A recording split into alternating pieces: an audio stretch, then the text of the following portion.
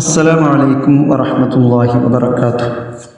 പ്രിയമുള്ളവരെ, ഇന്ന് ലോകത്ത് യുക്തിവാദം എന്ന പേരിൽ ഒരു ആശയധാര വളരെയധികം പ്രചരിപ്പിക്കപ്പെടുന്നുണ്ടല്ലോ. യുക്തി ഉപയോഗിക്കുന്നതിൽ പരിശുദ്ധ ഇസ്ലാമിന് യാതൊരു എതിർപ്പുമില്ല. മറിച്ച് യുക്തി ഉപയോഗിക്കാനാണ് പരിശുദ്ധ ഖുർആൻ മനുഷ്യനെ ആവർത്തിച്ച് ക്ഷണിക്കുന്നത്. അല്ലാഹു സുബ്ഹാനഹു വ തആല ചോദിക്കുന്നു, അഫലാ തഅഖിലൂൻ, നിങ്ങൾ ചിന്തിക്കുന്നില്ലയോ? സൂറത്തുൽ ബഖറ 44-ാമത്തെ ആയത്തിൽ കാണാം. അഫലാ യതദബ്ബറൂനൽ ഖുർആൻ, അവർ ഖുർആൻ ആയത്തിൽ ചിന്തിക്കുന്നില്ലയോ? സൂറത്തുൽ നിസാ 82-ാമത്തെ ആയത്തിൽ കാണാം.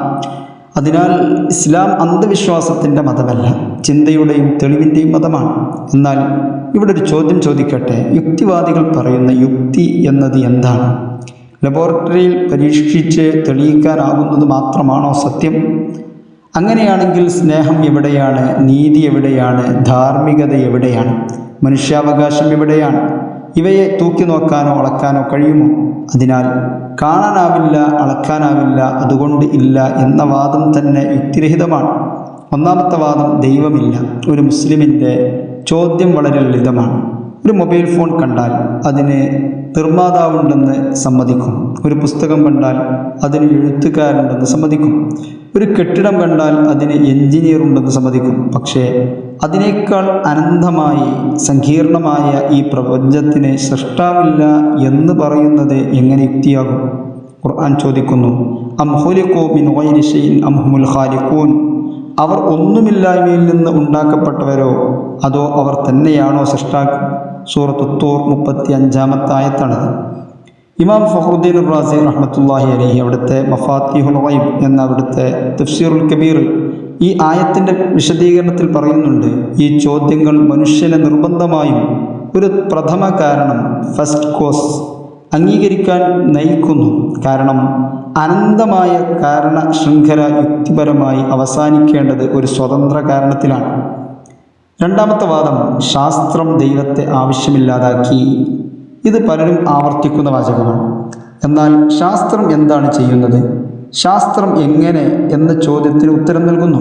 മതം എന്തുകൊണ്ട് എന്ന ചോദ്യത്തിന് ഉത്തരം നൽകുന്നു. വെള്ളം 100 ഡിഗ്രി സെൽഷ്യസിൽ തിളക്കുന്നത് എങ്ങനെയെന്ന് ശാസ്ത്രം വിശദീകരിക്കും. പക്ഷേ പ്രപഞ്ചം എന്തുകൊണ്ട് ഉണ്ട്? ധാർമ്മികതയുടെ അടിസ്ഥാനം എന്താണ്? മനുഷ്യ ജീവിതത്തിൻ്റെ ലക്ഷ്യം എന്താണ്? ഇവ ശാസ്ത്രത്തിൻ്റെ ചോദ്യങ്ങളല്ല, തത്വചിന്തയുടെയും ദൈവശാസ്ത്രത്തിൻ്റെയും ചോദ്യങ്ങളാണ്. മൂന്നാമത്തെ വാദം, മതം അക്രമം പഠിപ്പിക്കുന്നു. ചരിത്രം പരിശോധിക്കാം. 20-ാം നൂറ്റാണ്ടിലെ ഏറ്റവും വലിയ കൂട്ടക്കൊലകൾ നടത്തിയത് മതവിശ്വാസികളായിരുന്നു. സ്റ്റാലിൻ, മാവോ, പോൾ പോട്ട് എന്നിവരുടെ ഭരണകാലങ്ങളിൽ കോടിക്കണക്കിന് ആളുകൾ കൊല്ലപ്പെട്ടു. അവരുടെ ഭരണ സംവിധാനങ്ങൾ മതേതരമോ നിരീശ്വരവാദപരമോ ആയിരുന്നു. അതിനാൽ അക്രമം മതത്തിൻ്റെ മാത്രം ഫലമാണെന്ന് പറയുന്നത് ചരിത്രത്തെ ലളിതവൽക്കരിക്കലാണ്.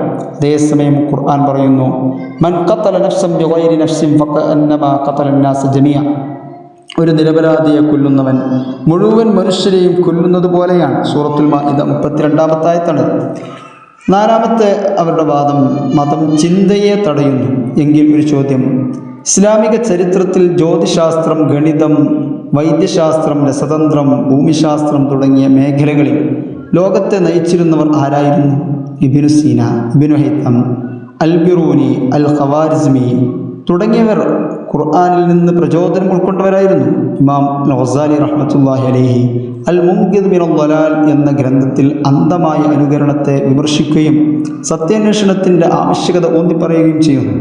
അതുകൊണ്ട് തന്നെ പ്രിയമുള്ളവരെ, നമ്മുടെ ലക്ഷ്യം ഒരാളെയും അപമാനിക്കലല്ല. പക്ഷേ ഒരു കാര്യം ഓർക്കണം, ചോദ്യം ചോദിക്കുന്നത് യുക്തിവാദത്തിൻ്റെ അടയാളമല്ല.